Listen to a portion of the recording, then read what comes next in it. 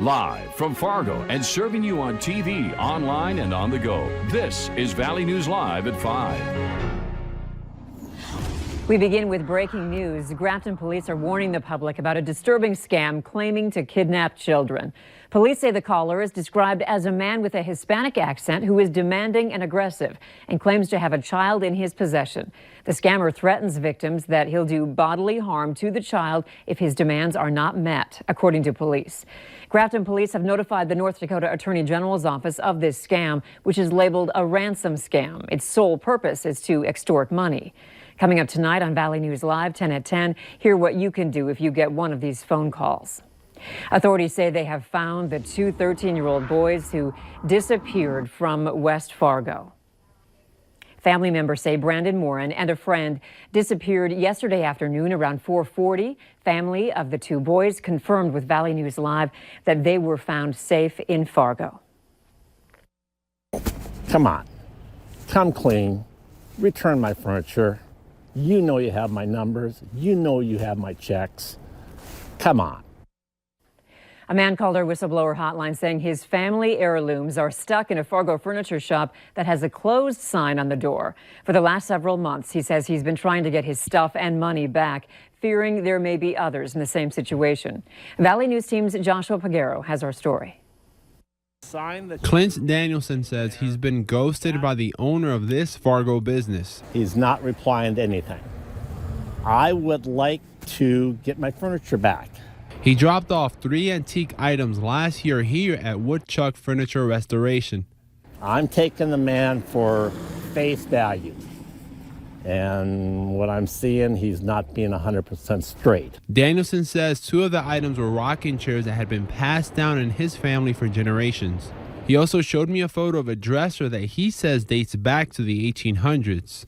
Danielson says he previously had work done by the owner of this business, Nathaniel Warren. However, after Warren cashed 2 of his checks totaling $825, Danielson says he has not heard from him. Very personal man. But from what I'm seeing, his business conduct and business ethics aren't quite where they need to be, in my opinion. Behind me is a sign posted by Woodchuck Furniture saying that they've already reached out to customers about retrieving their stuff and that those customers would have to pay for storage and handling. I disagree with his sign he has on his window that says he has contacted everybody that had furniture in there. We made several attempts to contact Warren, but we haven't heard from him. Danielson says he has not gone to police yet, but he did contact the Better Business Bureau. In Fargo, Joshua Pagero, Valley News Live. According to the Woodchuck Furniture Restoration website, they have been around for more than 30 years. If you're also having trouble with a business, please contact our whistleblower hotline. That phone number, 237-6576. Leave your tip and a member of our investigative team will get on the case and go to work to expose the truth. Coming up tonight at 6 o'clock, just 6 days after a devastating fire ripped through their building, the kids and teachers of Elam Child Care Center are back together again, but in a different space. How the kids are dealing with the tragedy on Valley News Live at 6. If you're driving around the metro or the region this evening, beware of slick conditions. The freezing drizzle is doing a number on the roads. Let's get more from Hutch in your No Wait Weather Planner.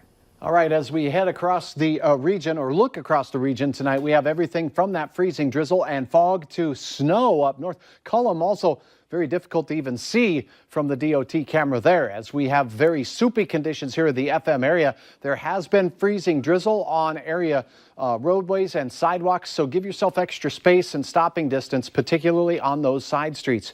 Here's where snow is an impact. We're talking mainly Polk, Red Lake, and Pennington counties right now, with the snow slowly sliding out to the east. It's winding up a bit in Crookston right now. 30 in Minot, 34 Dickinson, and planting bananas in Hettinger at 41 degrees.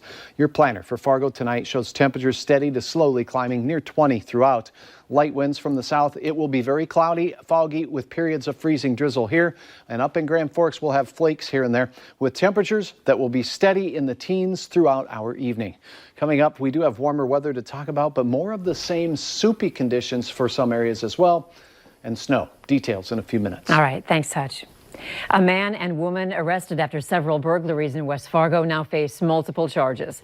24-year-old Amy Fossum and 34-year-old Jermaine Strickland were arrested for multiple charges ranging from drug possession to theft. When authorities pulled them over in West Fargo earlier this week, they found multiple credit cards that didn't belong to them, along with a machete, a knife, and 40 grams of meth. Police tell us the two are not related to the Felony Lane gang or other smash and grab crimes at local health facilities last week. A man is now in jail after he allegedly threatened to shoot up All True Hospital in Grand Forks. Officials say 34-year-old Jesse Jensen is charged with 1 count of felony terrorizing after an incident Monday night. Court documents state police were called to All True about a threat of violence they received from Jensen. When a staff member spoke to Jensen on the phone Monday night, he said Jensen threatened to light the place up and would come to the hospital with guns blazing. The staff told officers they believed the threats to be credible. Jensen will be in court on March 2nd. Police say the search for a missing Bemidji teenager continues. Authorities say 13-year-old Erica Spears was last seen at 2905 Pine Ridge Avenue yesterday morning. Erica's 5 feet 5 inches tall, about 230 pounds, with brown eyes and black hair. She was last seen wearing a black shirt with black pants. Call police if you know where she is. There's new information tonight on the investigation surrounding NDSU's Sanford Health Athletic Complex. The U.S. Attorney's Office found a long list of building violations regarding its lack of accessibility to those with disabilities. Valley News Team's Kelly Hubbard asked NDSU today about making things right. Andrea, the 4-year-old Sanford Health Athletic Complex, or the Shack, is commonly known as the center for nearly all NDSU athletes.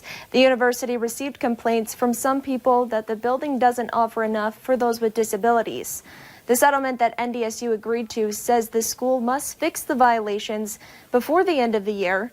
They can include changes to concession stands, drinking fountains, and signage. Another problem is the assembly area. The Shack doesn't have enough wheelchair spaces, companion seats, and aisle seats. Right now, it's difficult for those in wheelchairs because spaces make it tough to see the events. There was some citizens that were concerned about the facility after it opened up. We've visited with a variety of people about those concerns, and we're working on action plans to get all of the concerns addressed. The Shack's facilities manager says they're hoping to get everything fixed well before the end of the year. These upgrades will be paid for by NDSU. Andrea? All right, Callie, thank you. The original cost to build the Shack was $50 million. Today, Governor Doug Burgum laid out his priorities for 2020.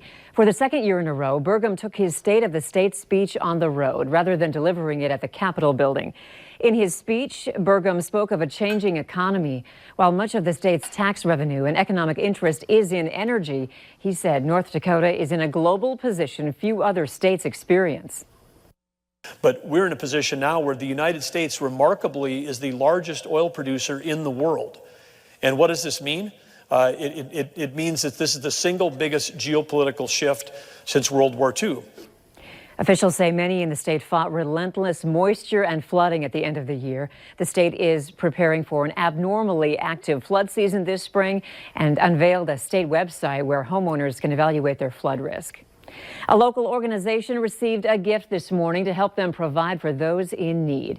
Olivia Schemp, an 8th grade student at Liberty Middle School and vice president of FCCLA, presented the Great Plains Food Bank with a check for over $800 this morning, or the equivalent of nearly 2,800 meals. It makes me feel really great because I'm helping out the community in the best way that I can.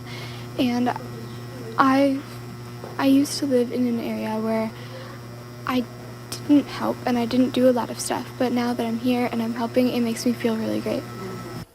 Schemp collaborated with the FCCLA program at Liberty to raise money for the Great Plains Food Bank by planning and hosting a school dance with entry proceeds as a donation.